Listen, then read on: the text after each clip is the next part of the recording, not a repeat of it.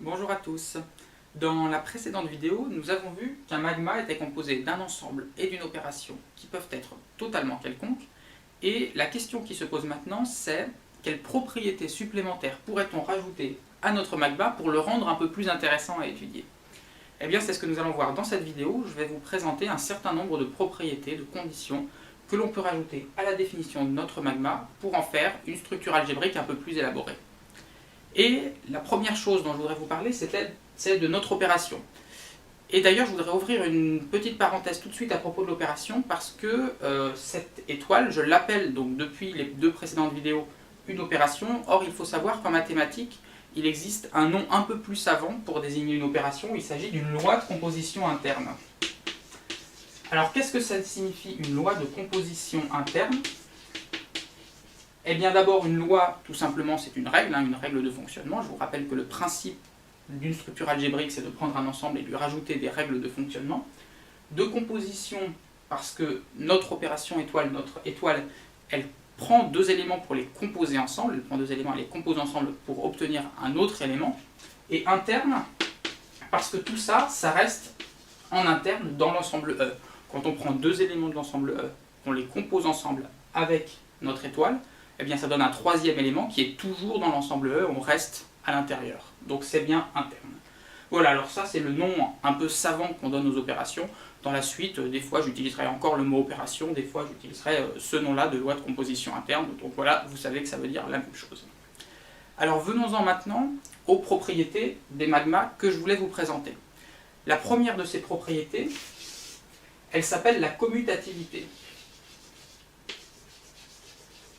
Et la commutativité, c'est une propriété de notre opération étoile. Qu'est-ce que ça signifie, une opération qui est commutative? Eh bien, ça signifie tout simplement que si on prend deux éléments, et si on les compose dans un sens ou dans l'autre, on obtient exactement le même résultat. Par exemple, l'addition et la multiplication sont des opérations commutatives. Si on fait l'opération 3 plus 7, eh bien on obtient la même chose que si on fait l'opération 7 plus 3. Dans un sens ou dans l'autre, dans les deux cas, on obtient 10.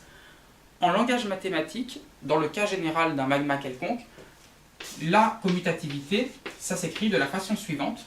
Quels que soient x et y, deux éléments qui appartiennent à notre ensemble E, on a x étoile y qui est égal à y étoile x. Donc voilà l'écriture en langage mathématique de la commutativité. C'est donc une propriété supplémentaire que l'on peut rajouter à notre magma pour le rendre un peu plus structuré. La deuxième propriété dont je voulais vous parler dans cette vidéo, c'est ce que l'on appelle l'associativité.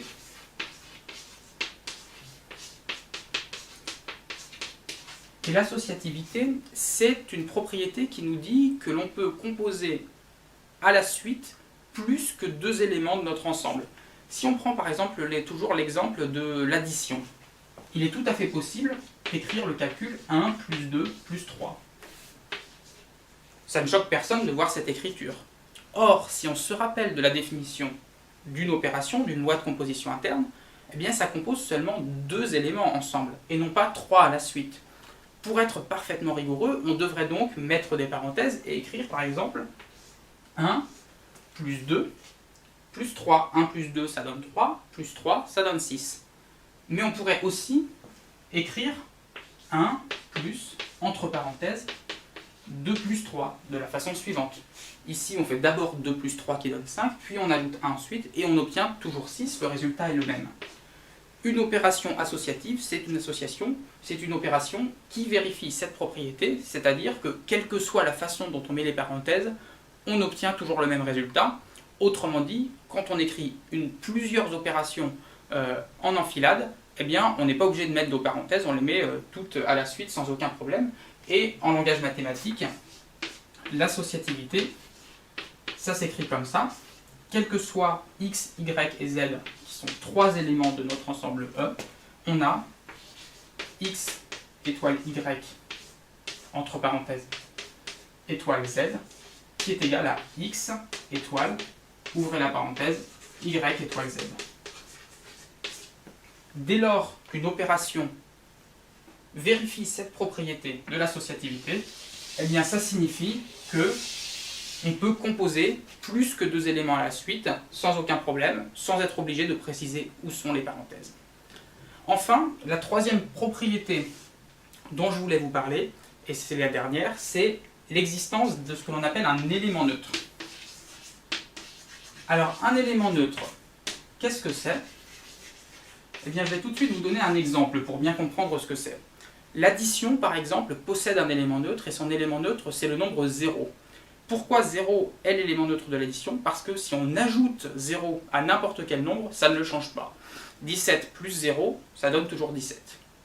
De la même façon, la multiplication possède également un élément neutre, et son élément neutre, elle, c'est le nombre 1. Pourquoi? Parce que si on multiplie un nombre par 1, on obtient toujours ce même nombre. 23 fois 1, ça donne 23.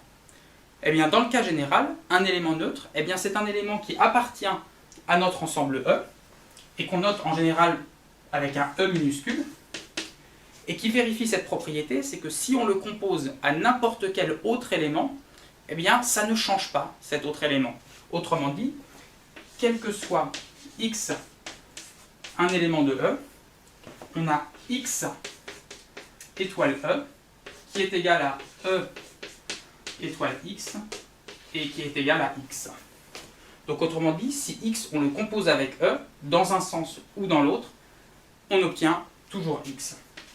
Alors vous remarquez que dans cette définition, j'ai bien précisé en composant dans un sens ou dans l'autre. Pourquoi? Parce que les propriétés que j'ai écrites ici, elles ne se cumulent pas forcément. Un magma peut tout à fait posséder un élément neutre sans être commutatif. C'est pour ça qu'on est bien obligé de préciser dans un sens ou dans l'autre. D'une manière générale, on peut avoir des magmas qui possèdent toutes les propriétés qu'on veut parmi celles-ci, sans forcément avoir les autres. On peut avoir des magmas qui sont commutatifs et unifères. Unifère, c'est l'adjectif qu'on utilise pour désigner un magma qui possède un élément neutre. Donc un magma qui est commutatif et unifère, sans être associatif. Il peut être associatif sans être commutatif et unifère. On a toutes les combinaisons possibles.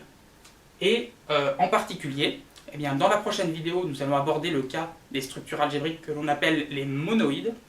Et un monoïde, eh bien, c'est un magma qui est associatif et unifère, mais qui par contre n'est pas forcément commutatif. Et ça, on va voir pourquoi.